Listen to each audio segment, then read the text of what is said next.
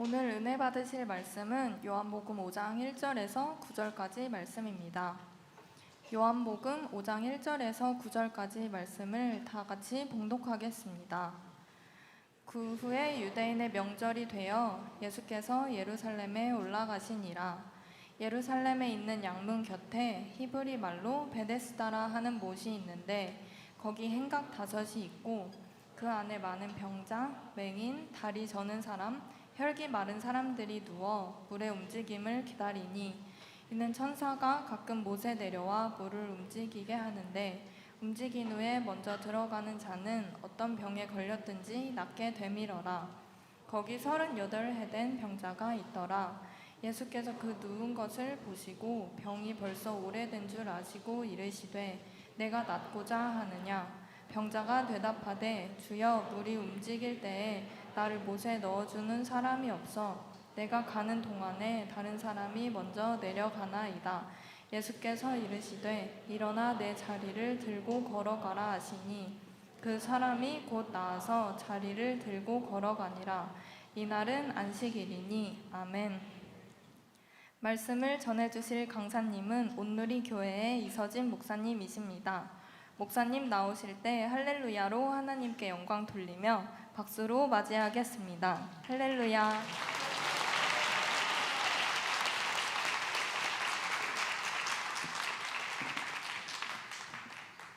다시 한번 하나님께 영광 올려드립니다. 할렐루야. 살아계신 하나님께 영광과 감사의 박수를 올려드리겠습니다. 주님 우리를 불러주셔서 감사합니다. 예배하게 해주셔서 감사합니다. 성령께서 우리의 영혼이 잘된것 같이 범사에 잘되고 강건하게 하실 줄 믿습니다. 오늘 여러분과 함께 은혜를 나누게 되고요, 특별히 여의도 순복음교회에 초청을 받아서 말씀을 나누게 된 것을 저는 개인적으로 굉장히 영광으로 생각합니다. 저는 고등학교 때부터 서울에 있는 지금 섬기는 온누리 교회를 다녔습니다만 저의 집은 경기도 부천에 있었습니다. 저희 부천 집 바로 앞에요, 여의도 순복음교회 중동성전이 있었는데 부모님께서 사업을 하다가 물질의 문이 막힐 때나 아니면 육신이 약해져서 병들었을 때마다 온 가족이 함께 가서 중동성전에서 부르짖으며 기도했습니다. 21일 작정기도 요즘에도 많이 합니까? 여의도 순복음교회 할렐루야. 21일 세일의 기도회를 수없이 했고요, 40일 기도를 했고요, 40일로도 해결이 안 되면 100일을 매일같이 가서 기도하기 시작했습니다. 어렸을 때는 철이 없어서 저렇게 매일 기도해야 하나님이 들어주시는가 의심하기도 했는데요, 이내 제가 가진 의심이 봄날에 녹아버리는 이 눈처럼요 자취도 없이 사라지게 되었어요. 물론 때로는 오랫동안 기도해야 하나님께서 응답해 주실 때도 있었어요. 때로는 기도하지만 하나님께서 응답 대신 견딜 수 있는 힘만 주실 때도 있었어요. 근데 우리 가족들은 여의도 순복음교회와 또 조용기 목사님과 이영훈 목사님 같은 영적 지도자들의 영적 지도를 받고 그 말씀을 어린아이처럼 믿으면서요 끝까지 포기하지 않고 기도했습니다. 그 결과 동대문에서 옷가게를 하던 저희 집은요, 가족 모두가 저를 제외하고는 캐나다에 이민을 갈 정도로 물질적인 축복이 있었고, 특별히 가장 감사한 것은 아버님은 더 이상 살 수가 없습니다. 병원에서 암 진단을 받고 인생이 끝장이 났다라고 예수님 믿지 않고 중환병에 걸려 죽을 날을 기다리던 저희 할아버지가 깨끗이 질병이 낫고 예수님을 믿게 되는 역사를 경험하게 되었습니다. 살아계신 하나님께서 지금도 역사하시고 우리 가운데 좋은 것을 주시기 원하시는 하나님이신 줄을 믿습니다. 어린아이처럼 믿고 기도하며 간절히 매달릴 때 주님께서 우리의 예배와 기도를 들으시고 역사하실 줄을 믿습니다. 제가 그때 이 말씀을 그렇게 붙잡았습니다. 여러분 다 아는 그 말씀, 사랑하는 자여 내 영혼이 잘된 것 같이 내가 범사에 잘되고 강건하기를 내가 간구하노라. 할렐루야. 이 말씀을 붙잡고 기도할 적에 삼중 축복이 그대로 경험되었습니다. 하나님께서 필요한 진로의 문과 사업의 문을 열어주셨고 심한 질병을 고쳐주셨고 우리 영혼 가운데 가정 가운데 예배의 부흥을 주시고 성령의 충만을 경험하게 하였던 것입니다. 여러분의 인생 가운데도 여러분의 가정 가운데도 이 삼중 축복의 역사가 여전히 일어나게 되기를 예수님의 이름으로 축복합니다. 영혼이 잘되며 성령의 충만을 경험하는 역사가 있게 될지어다. 질병이 낫고 우울증과 공황장애와 사단의 공격이 물러가는 역사가 있게 될지어다. 진로의 문이 열리고 마치 홍해가 갈리고 바닷길 아래로 하나님께서 예비하신 길이 드러났듯이 청년들의 길이 열리고 하나님께서 필요한 인도하심을 드러내는 역사가 일어나게 될지어다.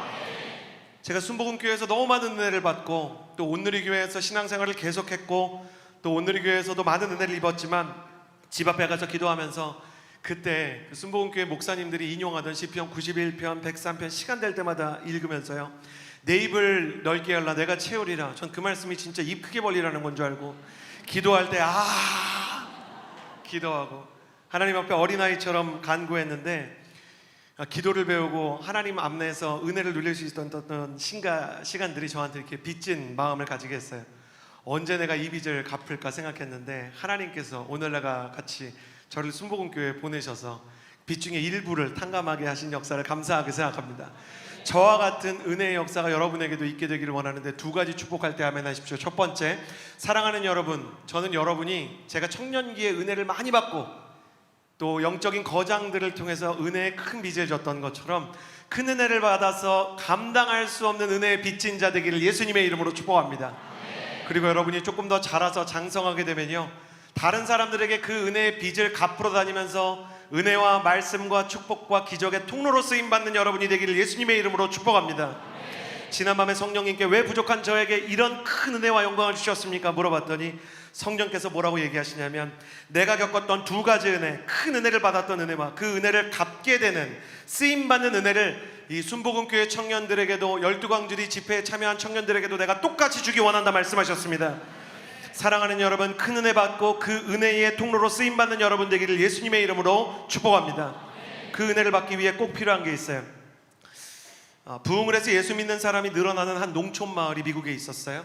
근데 예상치 못한 가뭄이 들어가지고요, 사람들이 열심히 작정 기도를 해요.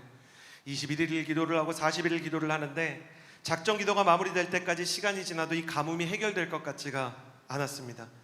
그런데 기도회를 마치고요, 딱 축도가 끝나고 나오니까 세찬 빗줄기가 내리면서 하나님께서 은혜의 비를 부어주셨대요.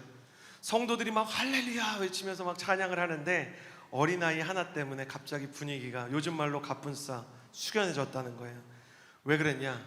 비가 폭포처럼 내리는데요, 애 하나만 우산을 이렇게 펼치고 나가더래요. 가뭄날 비 내리게 해달라고 기도하면서요, 성도들 중에 우산 갖고 온 애가 그 아이 하나였던 거예요. 그때서야 사람들이 알았어요. 우리의 기도 때문이 아니라 저 어린아이의 믿음 때문에 지금 하나님이 비를 주셨구나. 여러분, 집회를 오고 예배를 올 때는요, 보이지 않는 우산을 들고 오셔야 돼요. 기도는 하는데 우산이 없는 사람들이 있어요. 질병에 대해서, 진로에 대해서, 하나님께서 인도하실 가정 복음화에 대해서 기도는 하는데 믿음의 우산이 없어요. 영적인 예배에 기대감이 없는 거예요. 그래가지고 열심히 부르짖지만 사실은 그 일이 일어나지 않을 것처럼 마음에는 절망 하나를 숨기고 있는 사람들이 얼마나 많은지 모릅니다. 저는 여러분을 향해서 정신이 번쩍 뛰도록 선포합니다. 여러분의 마음 가운데 어린아이와 같은 믿음과 기대감의 우산이 있게 되기를 예수님의 이름으로 축복합니다. 여러분의 마음에 보이지 않는 우산이 펼쳐지게 되기를 예수님의 이름으로 축복합니다. 12광주리 기도회 아닙니까? 12광주리가 남기 위해서 무엇이 필요했습니까? 어린아이 하나가 도시락을 가져왔어요. 예수님을 사랑하는 사랑의 도시락, 예수님을 향한 믿음과 예배의 도시락. 나는 여러분에게 그 도시락 같은 예배, 그리고 어린아이의 우산과 같은 믿음이 있게 되기를 예수님의 이름으로 축복합니다. 그래서 오늘 말씀을 통해서요, 은혜가 있었던 곳에 대해서 좀 나눠보고자 합니다. 2절 말씀을 같이 한번 읽어보았으면 좋겠는데, 요한복음 5장 2절의 말씀 같이 한번 읽어보도록 하겠습니다. 시작. 예루살렘에 있는 양문 곁에 히브리 말로 베데스다라 하는 못이 있는데 거기 행각 5이 있고, 예루살렘에 베데스다라고 하는 연못이 있었대요. 여러분, 성경에서 벳 그러면 집이에요. 벳엘 그럼 하나님의 집이고요. 베들레헴, 디귿이 뒤로 갔죠. 베들레헴 그럼 떡의 집이고요. 베데스다 그러면 은혜의 집입니다. 이 연못에 가끔 기적이 일어나는데 3절과 4절을 보면 천사가 직접 내려왔는지 아니면 모습은 보이지 않았지만 물이 갑자기 휘저어졌는지는 몰라도 물이 천사에 의해 소용돌이가 치고 움직이기 시작하면 그때 맨 처음 어떤 병자가 연못에 들어가면 나음을 입었다 그래요. 그러니 거기에 늘 눈먼 사람, 중풍병자, 고칠 수 없는 중증 장애인들이 모여 있었어요. 그리고 많은 사람들이 베데스다 연못에 천사가 물을 움직일 때 들어가서 낫곤 했습니다. 시간이 흐를수록이요, 그것은 하나님의 은혜와 자비를 상징하는 아름다운 연못이 되었고 하나님의 기적의 성소가 되었습니다. 여기에는 시간이 흐를수록이요, 병자만 오는 거 아니었을 거예요.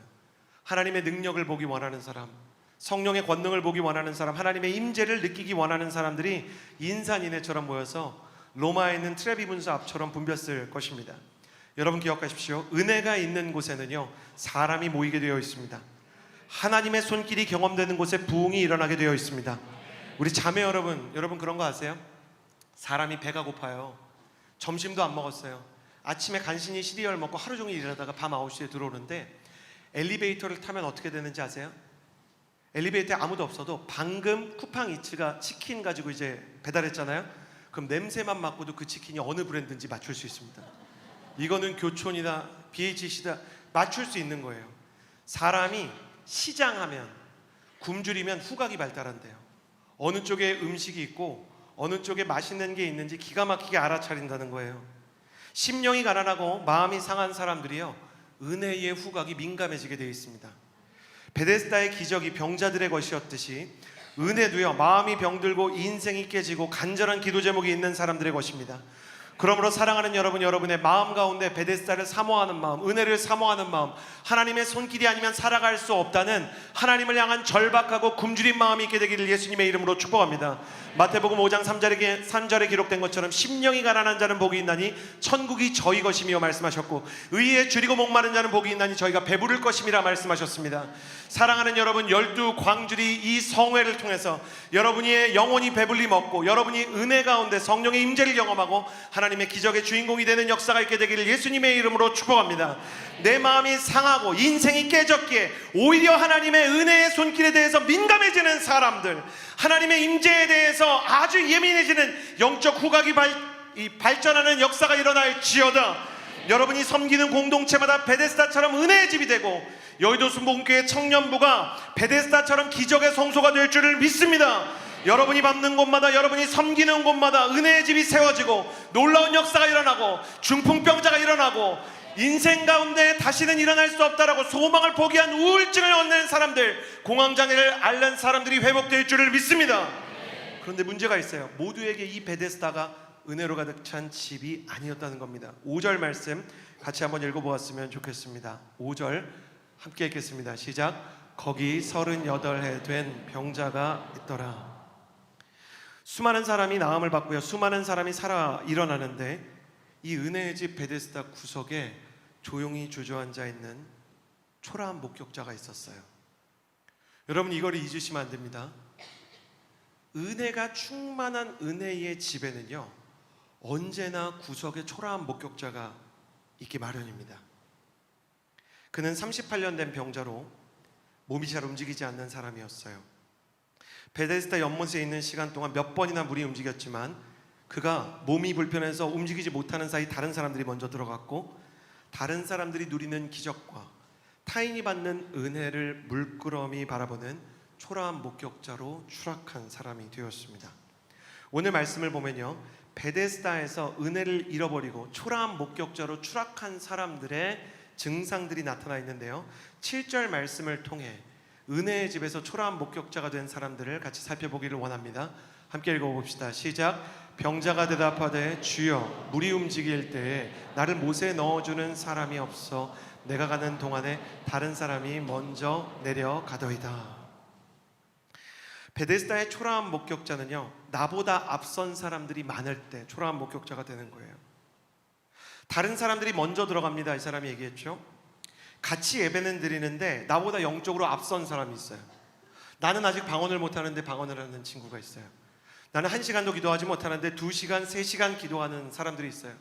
나는 찬양을 뜨겁게 하는 게 어려운데 찬양의 은혜를 느끼면서 눈물 흘리는 사람들을 보면 나는 초라함을 느끼는 거예요. 영적인 세계에도 비교의식과 열등감이라는 게 있어요.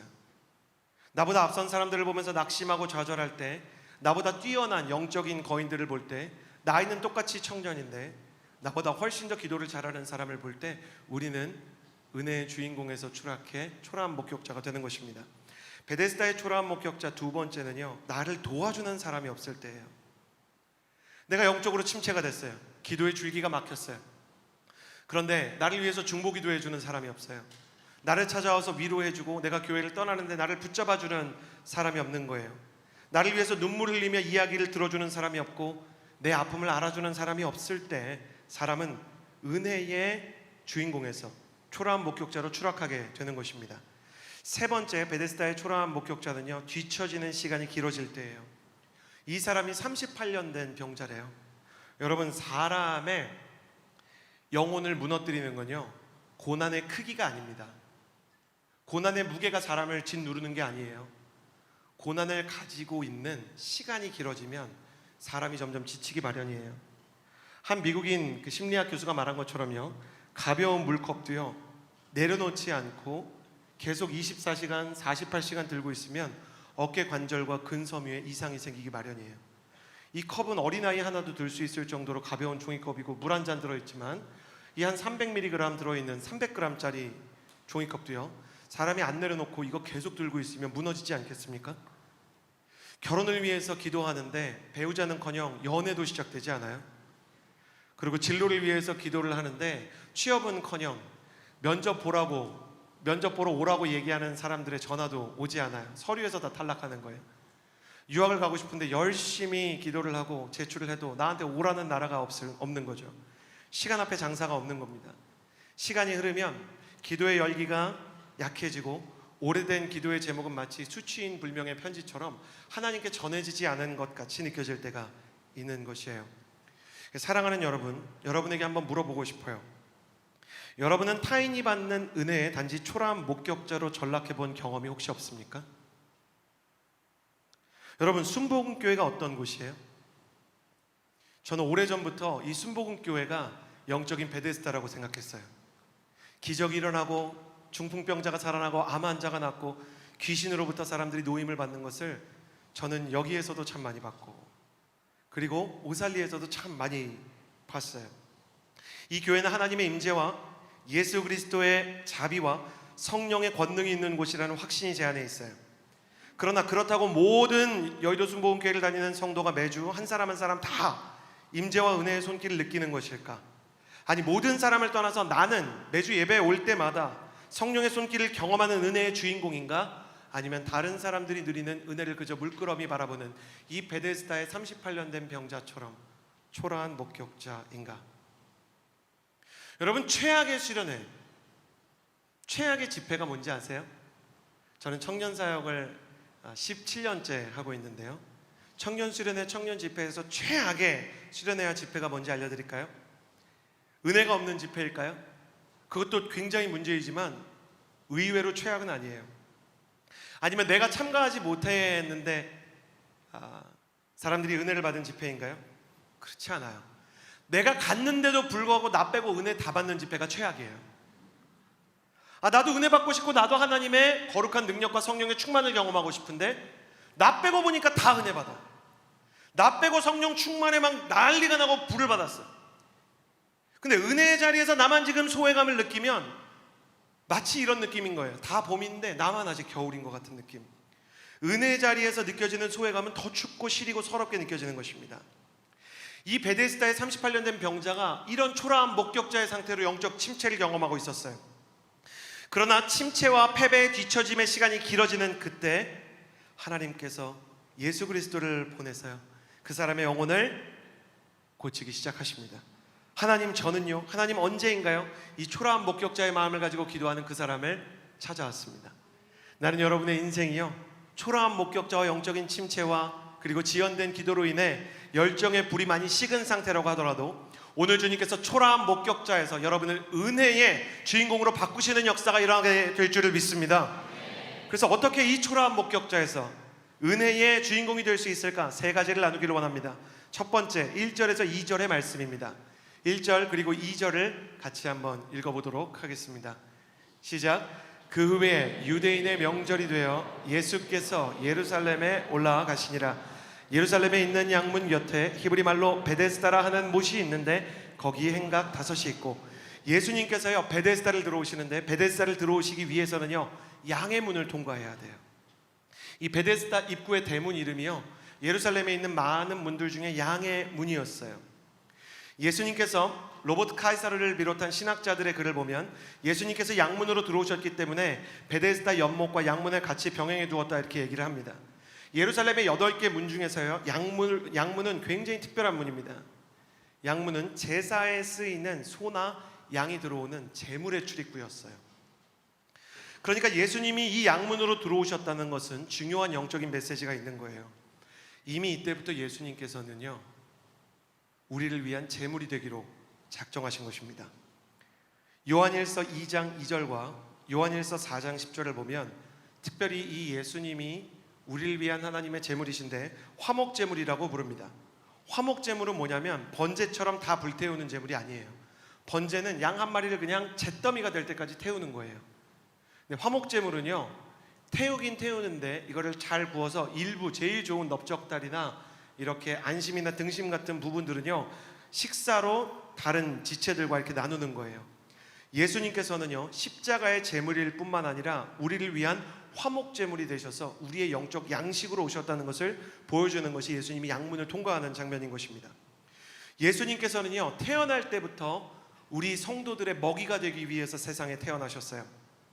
말 구유에 태어나셨잖아요. 말 구유라는 것은 말의 도시락통인 거예요. 초식동물의 밥그릇인 거예요. 동물 중에서 먹이사슬 제일 밑에 있는 게 초식동물 아닙니까? 그 중에서도 낙이 아닙니까? 지금은 소망교회 담임 목사로 섬기시는 김경진 목사님은 예배학의 아주 프로페셔널한 전문가이자 예배학 교수, 저명한 권위자였는데요, 예수님께서 말구유에 나신 것은 온 인류의 영적인 먹이가 되기 위해서 오셨다는 것을 의미합니다 라고 가르쳐 주셨어요. 요한복음 6장 35절에 예수님은 우리의 양식이 되기 위해서 오신 것에 대해 이렇게 얘기합니다. 내가 바로 생명의 빵이다. 내게 오는 사람은 결코 배고프지 않고 나를 믿는 사람은 결코 목마르지 않을 것이다 말씀하였으며, 요한복음 6장 55절에 내 살이야말로 참된 양식이요 내 피야말로 참된 음료다 이렇게 얘기하셨습니다. 예수께서 이르시되 나는 생명의 떡이니 내게 오는 자는 결코 줄이지 아니할 터이요 나를 믿는 자는 영원히 목마르지 아니할 것이다. 하나님께서는 예수님을 우리의 먹이요 영적인 양식으로 보내셨어요. 그래서 우리는 성만찬을 할 때가 있는 거예요. 예수님의 몸을 먹고 피를 마심으로 임하여서 우리의 영혼 가운데 있는 죄가 예수의 보혈로 씻김을 받고 우리의 지치고 쓰러져 있는 영적인 빈궁함과 공궁함이 예수 그리스도의 살을 통해서 새 힘을 얻고 열정을 회복하게 되는 것입니다. 사랑하는 여러분, 축복합니다. 예수께서 우리에게 찾아와 영혼의 허기를 채우시는 양식이 되신 줄을 믿습니다. 예수님께서 지금도 생명의 양식을 우리에게 공급하기 위해서 애쓰고 계심을 믿습니다. 예수님이 오시기 전에 38년 된 병자는 베데스다 은혜의 집에 있었지만 은혜와 기적에 대해서 초라한 목격자였을 뿐입니다. 그러나 예수님께서 그에게 찾아오시자 그는 은혜의 목격자에서 은혜의 주인공이 되었고, 예수님께서 그에게 앞으로 살아갈 새로운 힘과 비전과 새로운 빛나는 미래를 허락해 주신 것입니다. 우리 인생 가운데 초라한 은혜의 목격자로 홀로 영적인 소외감을 느끼며 영적 침체로 기도줄이 막히고 성령의 충만함을 경험하지 못하는 시기도 있습니다. 그러나 하나님께서는 우리를 긍휼히 여기셔서 예수님을 보내주셔서 우리의 영혼을 채우시고 우리의 영적인 허기와 목마름을 완전히 해결하시는 분이심을 믿습니다. 할렐루야. 예수 그리스도로 인하여 새 힘을 얻게 될지어다. 예수의 보혈로 인하여 새 힘을 얻게 될지어다. 사단의 세력은 떠나갈지어다. 정죄의 세력은 떠나갈지어다. 무기력은 떠나갈지어다. 우울증은 떠나갈지어다. 치유가 일어날지어다. 우리의 우울증과 우리의 낙심과 우리의 침체는 예수님 만나기 전 이야기입니다. 그러나 예수님께서 찾아오셔서 양의 문을 통과한 화목제물이 되셔서 우리에게 오시는 순간 우리는 새 힘을 얻게 될 줄을 믿습니다. 할렐루야. 예수님께서 힘을 주신다는 거예요. 은혜는 사라지고 종교만 남은 베데스다 연못에 앉아있지 않으십니까? 다른 사람의 은혜와 기적을 보며 초라한 목격자로 속으로만 울고 있지 않습니까? 언제 우리가 초라한 목격자에서 은혜의 수혜자요 기적의 주인공이 될 수 있을까? 나의 죄를 위해 희생제물 되신 예수님을 만날 때입니다. 나의 굶주린 영혼을 위해 영적 양식이 되신 예수님을 만날 때입니다. 그러므로 우리가 초라한 목격자가 되었다 생각할 때 예수 그리스도의 십자가의 밑둥을 붙잡고 그 예수 그리스도의 십자가로부터 흘러내리는 보혈을 마음속으로 그리며 묵상하며 그 피가 내 손을 적시고 내 마음을 적시고 내 영혼을 채울 때까지 주의 보혈로 깨끗게 하여 주옵소서. 그리고 주의 놀라운 성령의 능력으로 우리를 채워주옵소서 기도해야 되는 것입니다. 우리는 지쳐도 예수님은 지치지 않으시는 줄을 믿습니다. 우리는 쓰러져도 예수님께서는 쓰러지지 않으시는 줄을 믿습니다. 그러므로 찬양할 때 항상 예수님께서 이루신 일을 집중하면서요 그분의 십자가와 보혈을 노래해야 합니다. 저와 같이 이렇게 찬양팀으로 섬기러 온 우리 허브대학부 찬양팀 찬양을 들으면서 마지막에 예수 예수 부르는데 너무 좋은 거예요. 제가 가만 보니까 어느 본문을 설교할지를 미리 못 알려줬더라고요. 그런데 예수님에 대해서 집중하고자 하는 메시지가 있는데 찬양 인도자가 성령의 충만을 통해서 어떤 임재가 있는지 그 예수의 이름을 부르고 예수의 이름이 세상의 소망이요 이렇게 찬양했잖아요. 그 고백이 진짜 여러분의 고백이 되고 예수님의 이름을 높임으로 말미암아 예수님은 높아지고 그리고 나는 하나님 앞에서 간절히 엎드려 낮고 낮게 겸손하게 예배함으로 폭포가 높은 곳에서 낮은 곳으로 떨어지듯이 예수 그리스도의 은혜가 폭포처럼 쏟아져 내려오는 역사가 있게 되기를 바랍니다. 기도를 할 때도 예수님 앞에서 회개하며 보혈로 씻어야 되고요. 말씀을 들을 때 새롭고 산기를 여신 예수님의 부활 능력을 묵상하면서요. 축복이 선포되고 하나님의 말씀이 선포될 때 아멘하는 역사가 있어야 되는 것입니다. 그러면 예수님께서 이미 양문을 거쳐 나의 초라한 베데스다에 오셔서 이미 나와 함께 하심을 여러분이 경험할 수 있게 될 것입니다. 여러분 이 말에 아멘 하십시오. 이미 예수님께서 내 옆에 계신 줄을 믿습니다. 이미 성령님께서 내 안에 계신 줄을 믿습니다. 이미 예수님께서 나를 고치기 위해서 도착하신 줄을 믿습니다. 그러므로 가슴에 손을 얹고 저를 따라해 보십시오. 예수님 나와 함께 하심을 믿습니다. 성령님 마음껏 일하여 주옵소서. 이렇게 예수님이 오셨다는 것을 인정할 때 변화되기 시작하는 것입니다. 두 번째입니다. 초라한 목격자에서 은혜의 주인공이 어떻게 되는가? 두 번째는요, 내일을 봐야 된다는 것입니다. 예수님께서 그 병자를 보시고요, 네가 낫고자 하느냐? 물어보셨어요. 근데 이 사람이 뭐라고 대답하냐면 나를 도와주는 사람이 없고 나보다 다른 사람이 먼저 물에 들어갔었습니다. 이렇게 얘기를 해요. 여러분 성경을 읽을 때요, 시제를 잘 봐야 돼요. 이 질문은 질문과 대답의 시제가 맞질 않아요. 예수님께서는요, 네가 낫고자 하느냐? 내일에 대해서 물어보시는데 중풍병자는 내가 지난날 거기로 들어가지 못했습니다. 어제에 대해서 답하고 있는 거예요. 이것이 오늘도 수많은 교회에서 성도들의 마음 가운데 일어나고 있는 사단의 속임수요, 악한 영들의 공작입니다. 예수님께서는요, 내일을 바라보라고 하시는데 사람은 어제를 바라보고 있는 거예요. 비유적으로 말하자면 어제 겪었던 일들이 이렇게 막 안대가 돼가지고요, 주님께서 예비하신 비전과 내일의 소망을 바라보지 못하게 하는 것이죠. 사단이요, 얼마나 우리를 눈뜬 맹인으로 만들려고 하는지 모릅니다. 너는 과거에 이혼한 가정에서 태어났기 때문에 행복한 가정을 이룰 수가 없다. 너는 과거에 공부를 못했기 때문에 하나님께 평생 쓰임을 받을 수가 없다. 너는 어린 시절에 많은 상처를 겪었으므로 다른 사람들과의 인간관계가 행복할 수가 없을 것이다. 과거를 가지고 미래를 단정해버리는 거예요. 그래서 예수님께서 지금 이 사람 앞에 나와서 네가 낫고자 하느냐, 내일에 대해서 물어보지만 이 사람은 나을 것 같지가 않은 거죠. 이미 과거에 사로잡혀 있는 거예요. 여러분 코끼리를 길들일 때 어떻게 하는지 아세요? 남자들은요, 희한한 거에 관심이 있어요. 남자들은 지상 최강의 그 동물은 뭔가 이런 거 궁금해해요. 그래서 사자다, 뭐 악어다 이런 얘기 많이 하는데요, 압도적인 공격력 1위는 아프리카 코끼리예요. 아프리카 코끼리한테 사자가 코 물잖아요, 이빨이 안 들어간대요. 그리고 코끼리가 사자 목을 치잖아요, 그럼 사자 목이 부러질 수가 있대요. 그 정도로 강력한데 그 코끼리 데리고 서커스 단이 막 공 위에 올라가게 하고 막 이렇게 앞발 들게 하고 그러잖아요. 그러니까 사람들이 저렇게 강력한 코끼리를 어떻게 유랑극단이 다룰까? 그리고 코끼리를 가지고 있는 이 철제 옛날 서커스단의 케이지, 그 우리가 너무 약한 거예요. 근데 왜 코끼리가 그 안에 얌전히 있을까? 비밀이 있어요.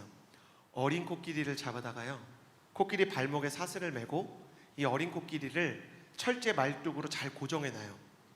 그러면 아프리카 코끼리지만 이 코끼리가 아직 약하니까, 어리니까 코끼리 말뚝 밖으로 나가려고 막 해봐도 사슬이 자기 발목을 당기고 말뚝이 뽑히지 않으니까 이 아이가 계속 그 주변만 맹맹맹맹 도는 거예요. 그러다가는 어른이 돼서 힘이 세졌는데도 난 여기서 벗어날 수 없을 거야, 이렇게 생각을 하는 게 코끼리 말뚝이라는 심리적 현상이에요. 너무나 많은 청년들이 과거의 코끼리 말뚝에 붙잡혀 있어요. 과거가 미래를 결정한다고 생각해요. 심리학을 보면 상처받은 가정에서는 상처받은 사람이 나올 수밖에 없다는 가르침들이 종종 들려와요. 어제의 상처와 트라우마 때문에 내일이 달라질 수 없다고 말하는 사람이 있어요. 그러나 사랑하는 여러분 보십시오. 예수 그리스도는요, BC와 AD 역사를 그냥 부러뜨려서 바꿔버리셨고요, 농구공이 땅바닥으로 떨어지는 것 같이 떨어져도요, 다시 튀어오르는 것처럼 예수님을 만나는 사람마다 바닥에서부터 다시 튀어오르는 역사를 만들어내셨는 줄을 믿습니다. 그 말뚝을 예수님이 지금 뽑기를 원하시는 거예요. 그러니까 우리가 시편 81편 10절의 이 말씀을 기억해야 돼요. 내 입을 크게 열라 내가 채우리라. 예수님이 미래와 비전과 축복의 수저를 들어가지고 막 은혜를 퍼가지고 치유를 퍼가지고 입을 열라 그러는데, 과거의 상처에 사로잡혀서 그 코끼리 말뚝에 붙잡혀 있는 사람은요, 입을 열지를 않아요. 내 입을 열게 열라. 예수님 수저를 내미시는데 이러고 있는 거예요. 특히 모태신앙인 분들 한번 손 들어보세요. 이분들은 예수님한테, 하나님한테 절대로 직접적인 원망을 하지 않아요. 그러다가 다리가 부러지거나 혹은 하나님께서 나를 저주할 수 있다는 두려움이 있기 때문에 모태신앙은 원망을 못해서 모태신앙이에요. 못하는 거예요. 근데 모태신앙이 하나님을 원망하고 불신앙을 표현하는 방법이 뭐냐면, 기도하다가 가만히 있는 거예요. 하나님, 제가 결혼에 대해서 많이 기도했잖아요. 여기서 더 가면 혼나니까 입을 크게 못 여는 거예요. 사랑하는 자매 여러분, 좋은 사람 만나서 꼭 결혼하게 될 줄을 믿습니다. 이거는 온누리교회가 아멘이 좀 더 큰 것 같아요. 사랑하는 형제 여러분, 아름다운 자매, 기도 많이 하는 자매 만나서 믿음의 가정 세울 줄을 믿습니다. 여의도 순복음교회 10년 전에는 결혼에 대한 축복에 대해 아멘이 더 커졌는데, 이러면 저출산이 해결이 안 돼요. 다시 한번 형제 자매 여러분, 나는 여러분이 여러분을 위해서 예비하신 배우자를 만나서 아름다운 믿음의 가정을 이룰 줄을 믿습니다. 어떤 청년이 매일 썼어요. 목사님 꼭 결혼해야 됩니까? 성경에 뭐라고 써있는지 아세요? 하나님이 아담에게 이르실 때 사람이 독처하는 것이 좋지 아니하니, 하나님이 보시기에도 솔로는 슬프다는 거예요. 하나님께서 좋은 사람을 주려고 하는데 과거 남자친구한테 상처를 받았어요. 이상한 여자친구를 만나가지고 막 가스라이팅을 당하고 마음에 상처를 입었어요. 그러면 하나님 아버지, 내가 가정에 대해서 얘기하려고 그러는데 과거의 상처가 아파요. 그럼 어떻게 하냐면 또 이러고 있는 거예요. 믿음은 있는데 소망이 없어서 기도를 못하고, 입을 넓게 열라고 하는데 기도도 못하고, 하나님의 은혜를 받지 못하는 사람, 하나님께서 그를 안타깝게 여기시고 내 입을 넓게 열라, 부르짖어 기도하라 말씀하시는 줄을 믿습니다. 아무리 아픈 과거가 있어도 주님 앞에서는요, 내일을 향한 비전과 축복과 은혜를 기대하면서 믿음의 입을 크게 여는 여러분이 되기를 예수님의 이름으로 축복합니다.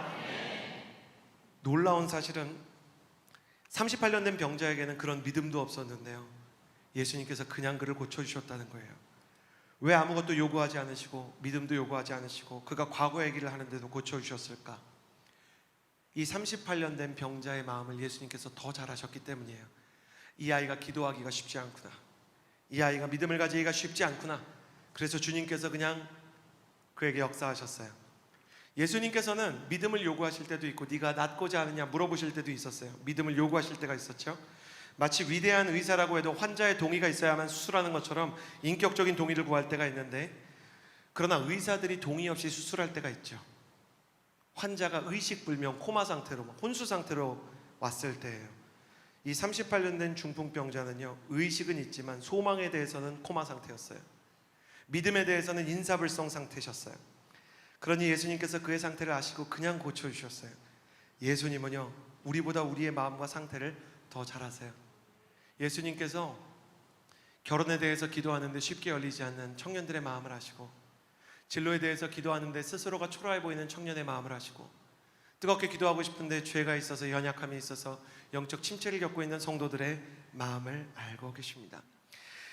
중풍병자 그 자신은 내일을 기대할 기운조차 없고 소망도 없었지만 예수님께서는 그의 내일에 대한 기대와 소망을 잃지 않으셨어요.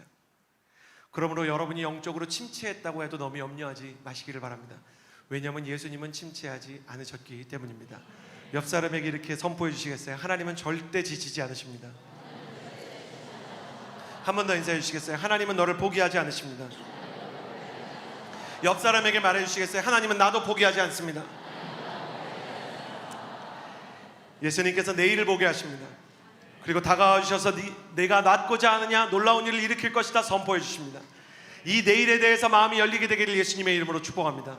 코끼리 말뚝이 사단이 견고하게 박아놓은 나의 어린 시절 상처가 뽑혀나가는 역사가 있게 되기를 바랍니다.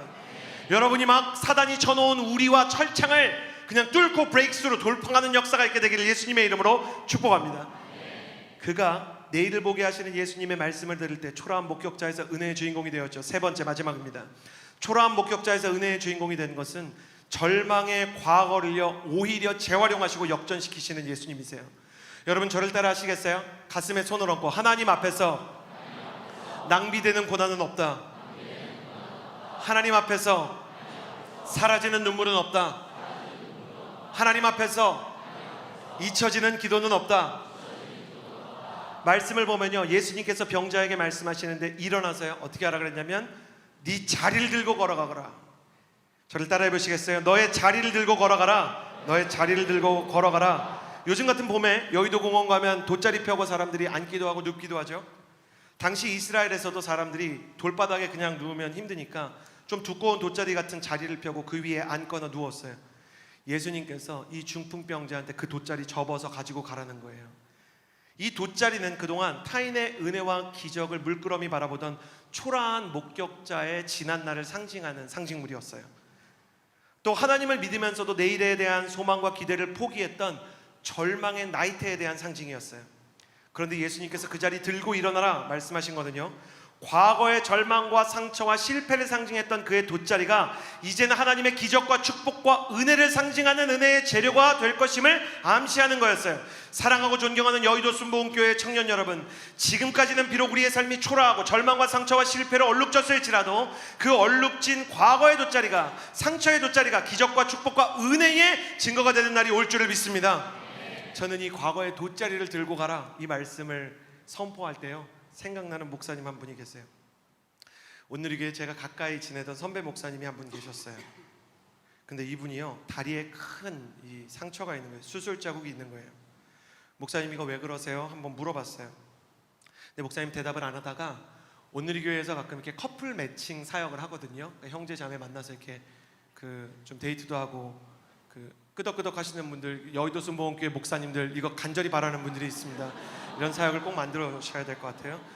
그래서 남산에 이제 같이 올라갔는데 목사님이 그때 얘기하는 거예요. 다른 커플들이 이렇게 지나가는 동안 저희가 멀리서 보면서 문제 안 일어났나, 이렇게 손대면 안 되는데 막 손대지 않나 이런 거 이제 보면서 가는 거예요.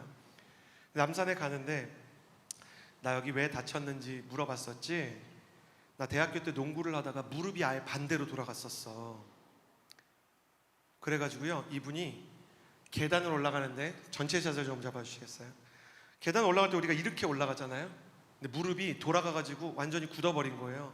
그러니까 하나는 이렇게 올라가고 하나는 이렇게 올라가야 돼요. 그러니까 이분이 완전히 불구가 돼서 이거 앉았다 일어났다가 안 돼요. 그러니까 대학생활 전체가 완전히 우울해지고 어두워졌어요.